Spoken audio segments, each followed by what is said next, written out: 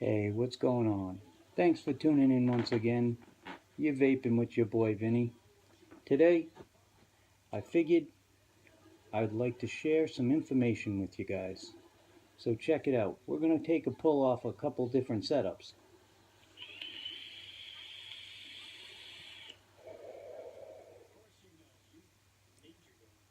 Very nice. Next up, this one.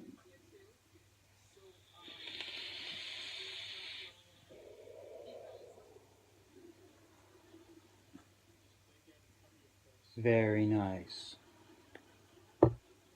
Next, this one.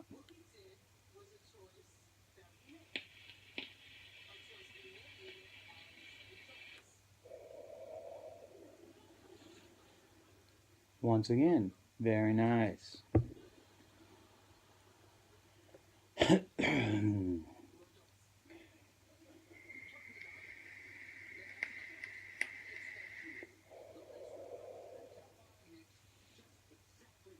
Very nice.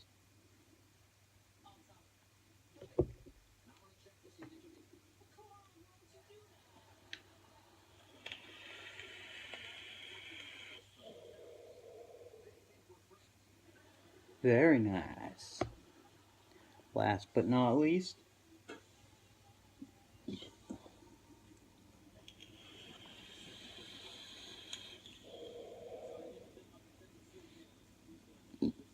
very nice. So, why the hell did I do all that? Very easily explained. I want to sit down for a minute and talk about the difference between a regulated device and mechanical mods. Okay? That being said, I had 3 regulated devices and I had 3 mechanical mods. That's why we pulled off every one of them. They all can produce great vapor as well as flavor production. Okay? Really, the only difference is that every regulated device, regardless of the size or the amount of battery power each one contain, alright, which these are all completely and utterly different. This one here, this is a 900 milliamp hour LiPo pack, 3-cell. This here holds a set of dual 18650s. And then last but not least, this one holds a set of 26 650s. Okay, so the life of the battery can range all over the spectrum between the 3 setups. Okay, that being said, same goes for mechanical mods. This here is housing a set of dual 18650s in parallel. This here, single 18650. And this one, a single 18650. That being said, depending on your build and what it ohms in at, will decide the lifespan of your battery life. So, moving forward, the other rather large difference would be in a regulated device, the chip displays a bunch of information, such as your wattage, your ohm level, or amount of resistance, and the voltage it takes to power that resistance at that wattage. So, a mechanical mod is actually not that much different when it comes to this.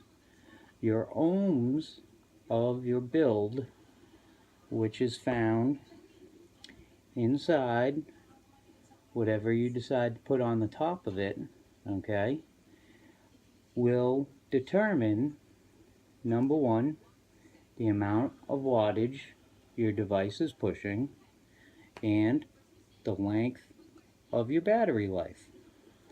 So, thus being said, the minute we know what our ohms is dialing in at, and we put in a full battery or set of batteries, we can determine roughly what the wattage that that particular device is producing.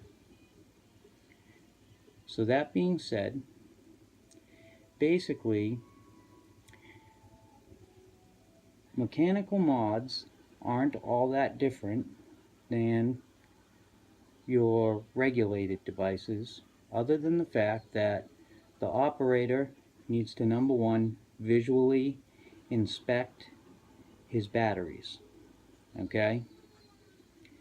The reason why is a faulty battery can actually determine whether the device can have a hard short or not.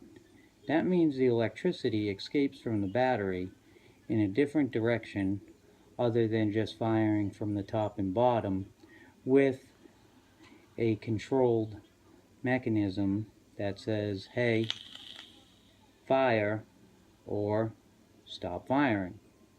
Okay?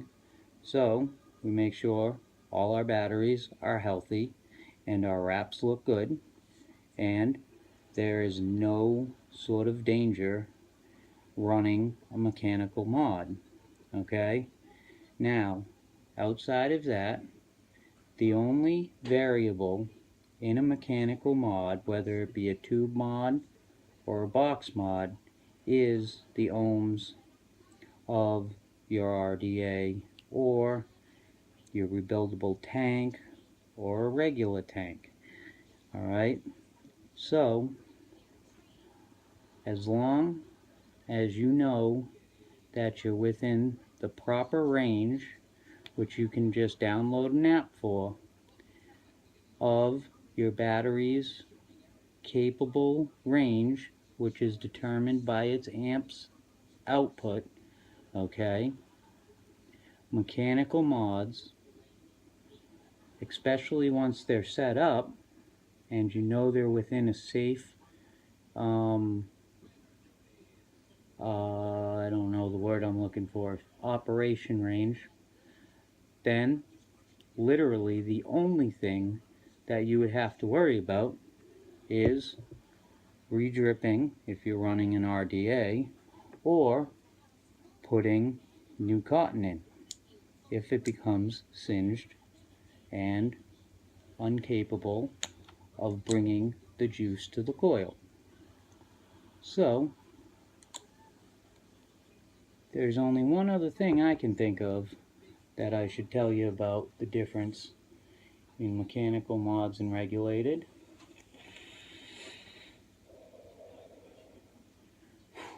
Wow, this thing is a beast. This is an authentic cherry bomber. It is number 223, and it just desecrates and properly applies that wattage where it's necessary. Phenomenal.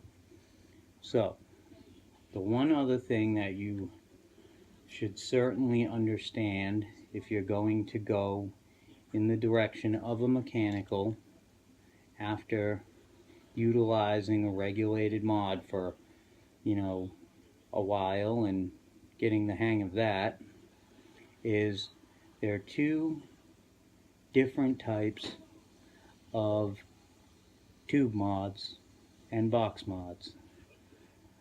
One type is a direct to battery, such as this. Okay, this is the Kennedy Roundhouse, and it is a hybrid mod. That being said, you need to make sure that the 510 pin on whatever device you put on top of one of these hybrids has a protruding center pin to make sure the electricity goes through the pin before it would have the ability to go through the threads. If it was to go through the threads, you would get what is called a hard short. We don't want that. It would either gas or blow up a battery.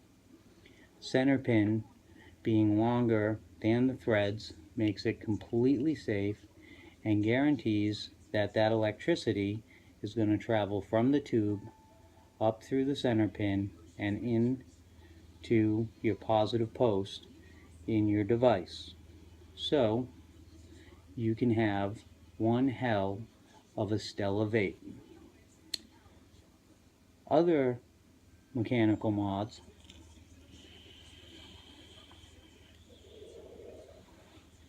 would have a 510.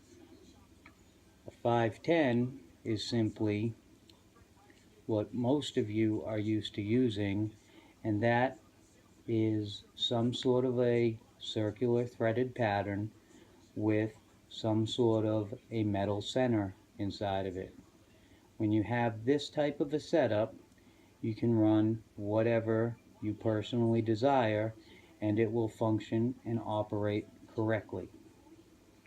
So, on that note, I hope that this was helpful to anyone that's been considering taking the switch from a regulated device and getting into a mechanical device. I certainly think that it is worthwhile, because at that point you basically take control of whatever type of vape you desire, and you can put that setup together yourself and achieve superior vapor production if that's what you seek, which in my case, hell yeah, why wouldn't you want that? So here's one for the road.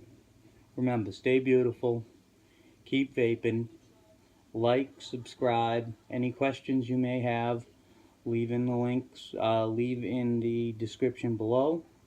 I'll see if I can't find a decent link to Ohm's Law where you can just sort of type your information in and it'll tell you whether you're in safe, operating range or not. And I'll catch you the next time right here on Vaping with Vinny. Here's one for the road.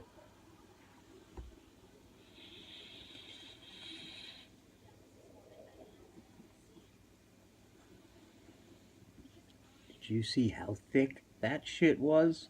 This thing hits like a freaking Mack truck hooked up to nothing but nitrous and freaking jet fuel. Hell to the yeah.